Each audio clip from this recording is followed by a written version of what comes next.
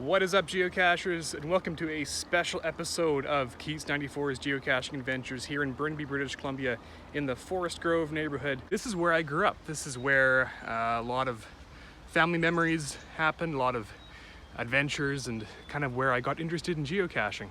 11 years ago, I found my first geocache, and I am going to walk back in my footsteps from 2010 when I started, and we're gonna try to find this old geocache site. Unfortunately, the cache was archived quite a few years ago, but let's take a walk down memory lane, folks.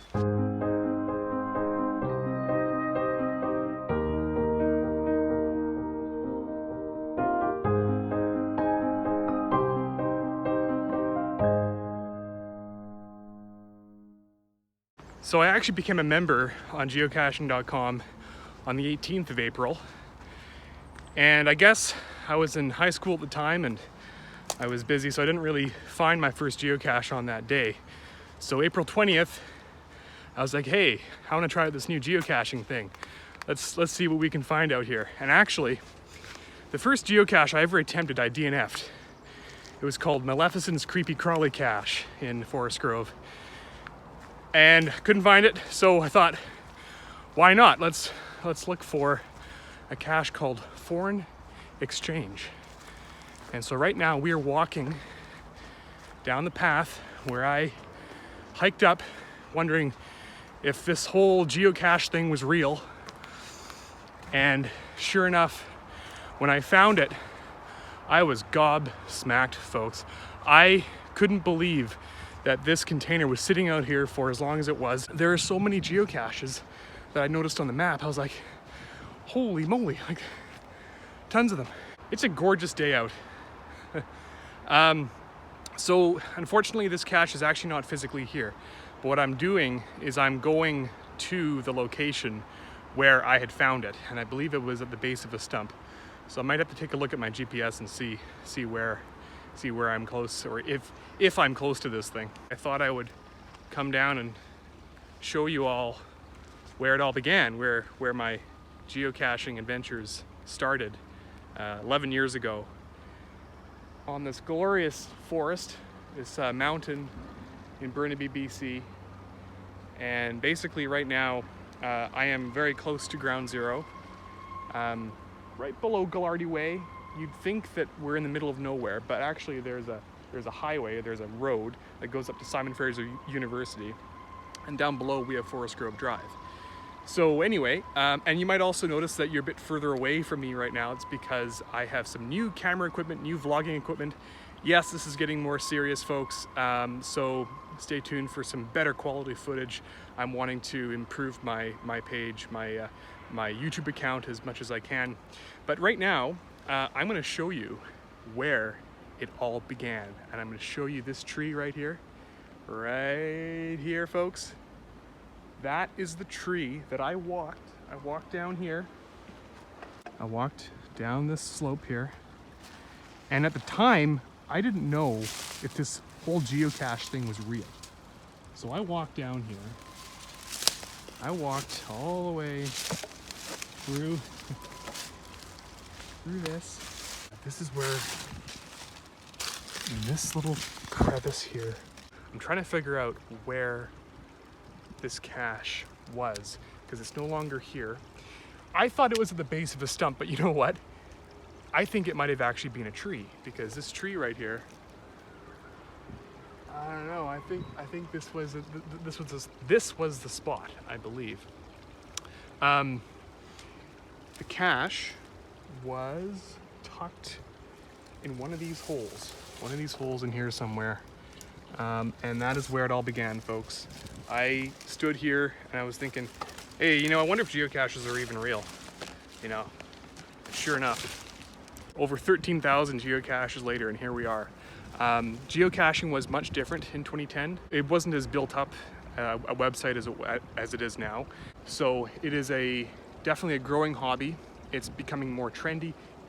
What I like about it is that it instills a hunter-gatherer in us.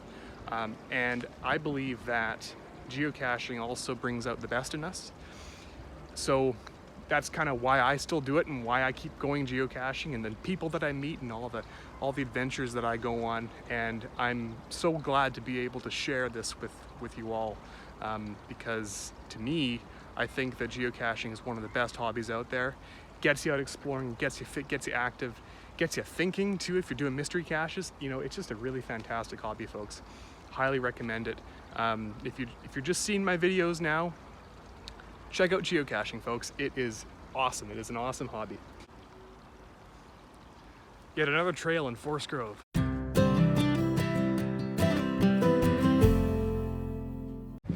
It was over here where I had attempted to find my first geocache. This could have been the very first geocache I've ever found, but I never ended up finding it. It just never showed itself. Right over here near the Forest Grove tennis courts, and just down that trail, you know, it'd be hilarious if I found it. It has been long since archived, but that is where Maleficent's creepy crawly cache was. You know what, folks? We're gonna take a look and just see if this thing is even still here. I highly doubt it because, well, yeah, it's been gone for quite a while in the blackberry bushes. But let's just take a look down here, folks. Wouldn't it be hilarious if we found this thing? Wouldn't that be something else? This is actually a new trail that I just walked down.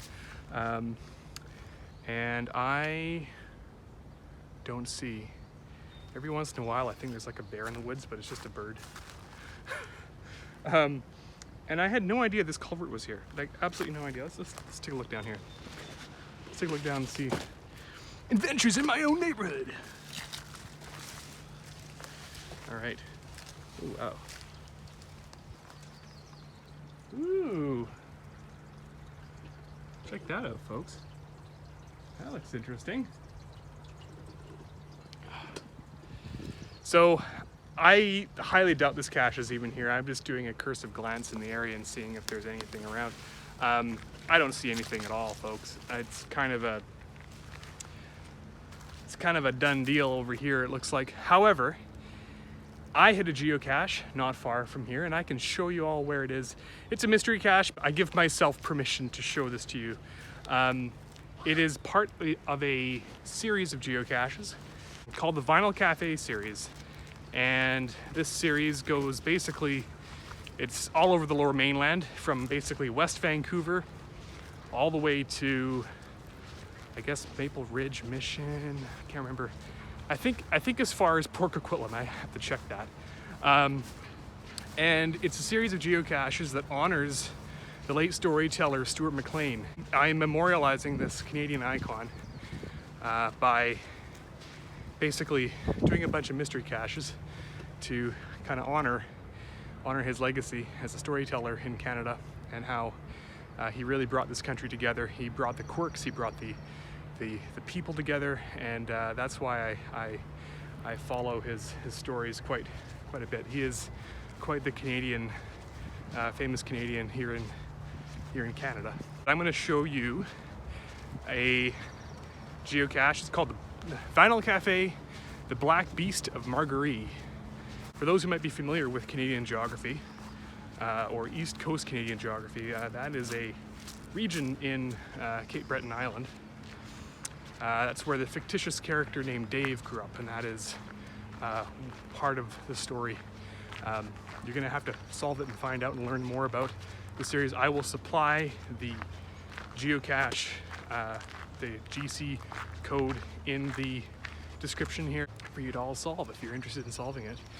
Doesn't matter how far away you are, you can still solve a mystery cache, right? Anyway, here we go. Okay, folks, so we're at ground zero for my mystery cache. It is a basic lock and lock at the base of this rock, and let's show you it. There it is, folks.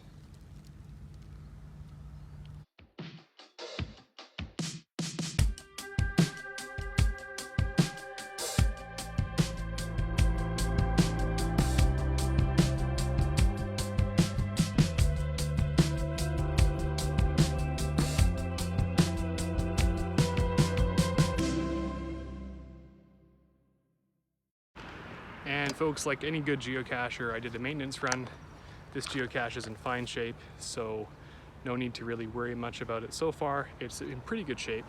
The logbook's nice and dry, the cache itself is nice and dry, so I give this one a passing grade. It's a sleepy neighborhood of Burnaby, but I call it home. I've called it home. I used to live here, and big life-changing things happened, and I no longer, but it is always nice to come and visit and seeing this cool part of the world. And folks, thanks so much for watching another special episode of Keats94’s geocaching adventures here in Forest Grove in Burnaby, British Columbia. We went and took a walk down memory lane. 11 years ago, I found my first geocache, and I have never looked back. It is a fantastic hobby. It has made me see so many different places, from British Columbia to Nova Scotia to as far as Oregon State, where I found the original stash, and a whole bunch of other awesome adventures. Vancouver Island. Geocaching has really made me see what is so cool about this planet, and I want to thank you for coming along. And folks, if this is the first time you've seen my videos, go ahead and hit that subscribe box and hit that bell icon as well, and it lets me know that I'm producing good content, and I'm just happy that for you all to tag along and explore this awesome hobby and some awesome adventures to come. Thanks so much for watching.